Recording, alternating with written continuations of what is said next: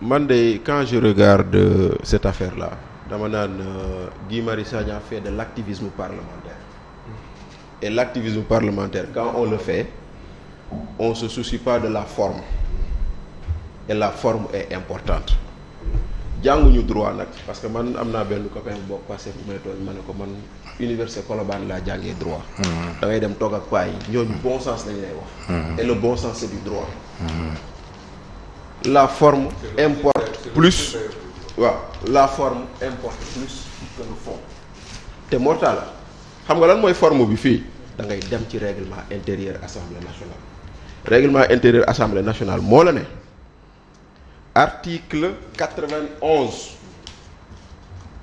moo la ne l'Assemblée nationale peut inscrire à son ordre du jour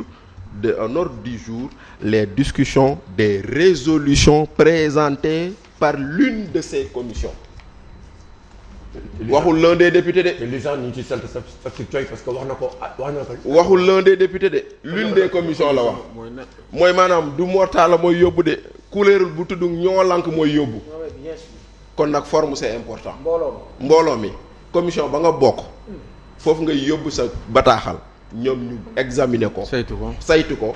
bu ñu àndee ak yow jël commission jël bataaxal boobu jébbal ko président assemblée nationale bu baax ñu mën ko waxtaanee. mais loolu moo fi amul kon déjà la forme n'y est pas et comme on dit en droit quand la forme n'y est pas on regarde pas le fond mais si on rentre dans le fond moom nee na rapport Cour des comptes ci la bëgg a sukkandiku pour ñu ne président de la République dañ ko war a toppee haute trahison mais rapport boobu déjà la si c'est pas défini. rapport maa ngi ñëw si loolu eggaguma foofu xoolal eggaguma foofu damay commencer nii rapport Cour des comptes boobu leer na parce que Omar loolu dañ ko bind ci rapport bi dans sa première page mës naa ko wax fii Ndoumbelane le rapport est produit par le gouvernement la Cour des comptes a fait des amendements delloowaat ko gouvernement bi maintenant ce rapport là il a fait l'objet de discussions avec des partenaires notamment le FMI dañu ñëw ne leen yéen a ñu ne da ngeen yoon doon dribbler di ñu duut di ñu nax di ñu tuur lëndëm won leen ñu fu ngeen di jaar kon le rapport son contenu n'est pas encore validé pour ñu war si mën a sukkandiku naan lii am naam amul loolu mooy beneen booy wax kon nag boo jógee foofu noonu tu arrives à une conclusion quand on n'a rien à proposer aux Sénégalais il faut être dans la diversion permanente et être dans la diversion permanente xam nga mooy lan faire de Macky Sall le bouc émissaire de tout ils l'ont combattu pour exister ils veulent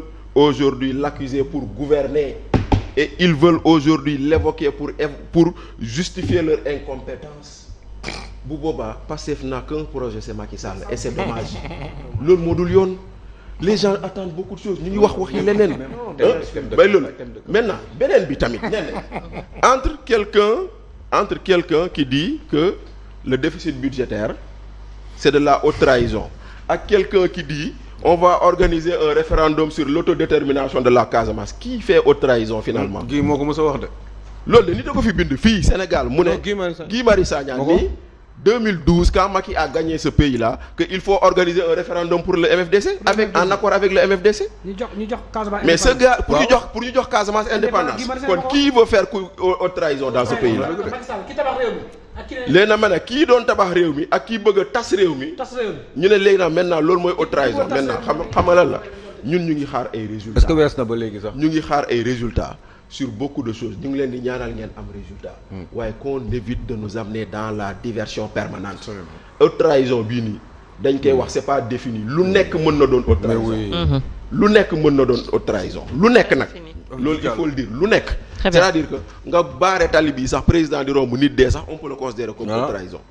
kon nag c'est un acte politique qui doit être posé par le gouvernement mais aujourd'hui on voudra nous dire que c'est un acte isolé d'un franc-tireur mais ce franc-tireur là qu'il arrête de nous divertir. D'accord, très bien. Voilà. Aliou rapidement. il faut ñu remercier ñu député yi parce que lii ñuy wax ni ci article 91 waaw mais ñun ñëpp dañuy lire règlement intérieur bi. waaw mais ñun keneen ak keneen man yëgu moom loolu. Aliou Sow. dafa baax aussi c'est important parce que ñu leen di wax ñi nga xamante ne ñoo ñuy dindi si lu bëri. Allez Aliou. non bu ëllëgee ñu xam ne ñu leen di déglu.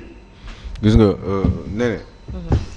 xam nga man boo gisee sax lii du ma si bëgg wax lu bari parce que franchement moi je considère que c'est de la rigolade.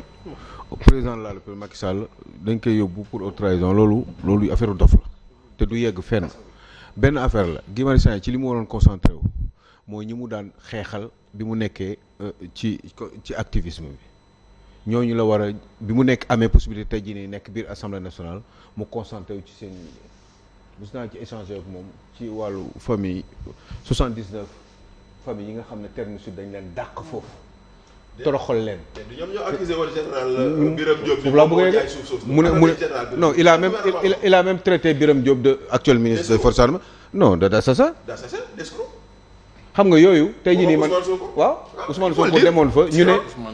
waaw de non li xam nga ndeysaan terme sud ñoo fi wax ni benn général Birame Diop escroc la. non mais kii Gadiaga. waaw xool mais loolu lu am la quoi. waaw Sonko yëpp si yokkoon leneen sax dafa ne woon li fii nii kenn du ko mës a tabax. actuellement suuf soosu ñi ngi koy tabax 79 familles terme sud amuñu fu na faan ñii naqaru nañ ba dee seen jëkkër yi dee nañu ñii famille goitre nañu ñii seen doom yi tas nañu parce que amatuñu fi ñu leen yóbbu kër yoo xam ne pendant 30 ans 40 ans ñi ngi woon ci même béréb yi mënuñu leen war a joxoon ku nekk 150 mètres carrés waaye tas nañ ko ñan lañ ko loolu ban période la woon. non jamono ban la woon. waaw dama ne opposition bi. waaw jamono ban la woon leeral ko grand c'est important. ma ngoog leeral ko c'est important. dama ne xam nga tey jii nii ñoom. c'est important. waaw mais c'est important mais c'est aussi important aussi que yéen ñi doon défendre loolu. ngeen ne yéen bés boo leen ñëwee ci nguur gi di ngeen régler problème bi Ousmane Sonko moo ñëw ci nguur gi mën a jël régler problème bi. waa léegi nii ça fait un an qu'ils sont là ñële ba léegi seen doom yaa ngi tasaaroo ci àdduna bi nee naa la am na si yoo xam ne dee nañu famille dañu feebar dëkk yi tas nañu waa léegi loolu duñ ko lijjanti loolu woo Guy Marius Sagna mi nga xam ne dafa nekkoon ba daan traité Birame Diop d'assassin d'escroc waa léegi kooku noonu tey jii nii moo nekk ci nguur gi man au lieu may def proposition bi nga xam ne nii du yegg fenn du ma dem lijjanti une proposition là pour ñu xool problème mu suufu Sénégal bi ak ñi nga xam ne famille yi nga xam ne dañ leen toroxal ci réew mi ay soldats la ñu woon seen jëkkër ay soldats la ñu fu nekk dem nañ fa ils ont défendu le Sénégal ñooñu tey jii nii tas nañu ci àdduna bi ñooñu waruñu am benn 150 mètres carrés foofu yëpp tas dagg nañ ko kii clôturé nañ ko ñi ngi koy préparé ñan lañ ko war a jox. ñan lañ ko war a jox non da nga ne ñu ngi koy tabax nga wax. waaw mais am na côté bu ñu commencé. clôturé nañ ko wala tabax ñu ngi koy tabax. clôturé nañ ko am na partie bu ñu commencé di tabax pour ay officiers yeeg généraux yi. officiers yi quoi en général. mais ñooñu fi ñu nekkoon terme sud bi ñu nekkoon kenn tabaxagu. non dama ne nekkul débat ba léegi ñu ko téye pour leneen xam nga. waaw mais kenn tabaxagu ko grand. xëy na peut-être non na leer kenn tabaxagu ko. non dama ne. waaw am na ñaari usines sax yu fay def ay concasserie la.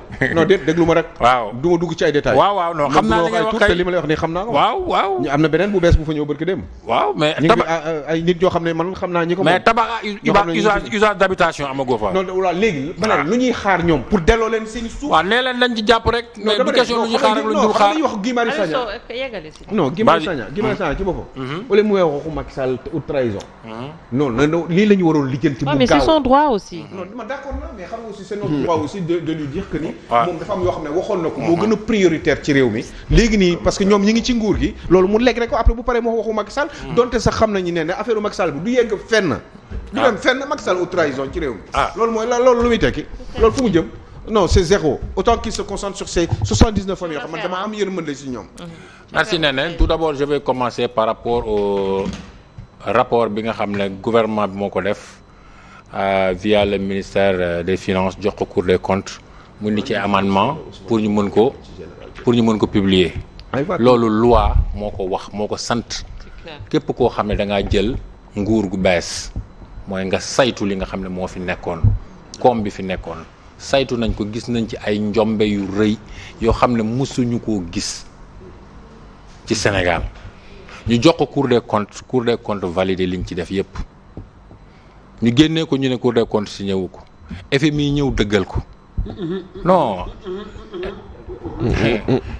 FMI ñëw dëggal li nga xam ne moo nekk ci rapport bi. est-ce que yaa ngi may dégg. la moo nekk ci rapport lu mu ci wax jox na leen xaalis.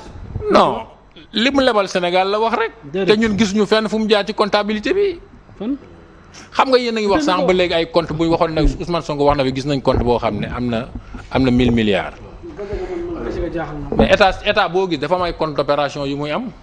non waxul benn nit la wax benn nit. benn nit la wax benn nit la wax. nit la waxoon de waxul état benn nit 1000 milliards ci benn compte. waaw y a erreur de non da waxul benn nit de. am na ay nit sax ay nit ñoo xam ne. seen benn compte. non fekk nañu. seen benn compte seen i compte seen 1000 milliards. voilà. maanaam au moins ñaari nit. ñaari nit wax. voilà au moins. attention.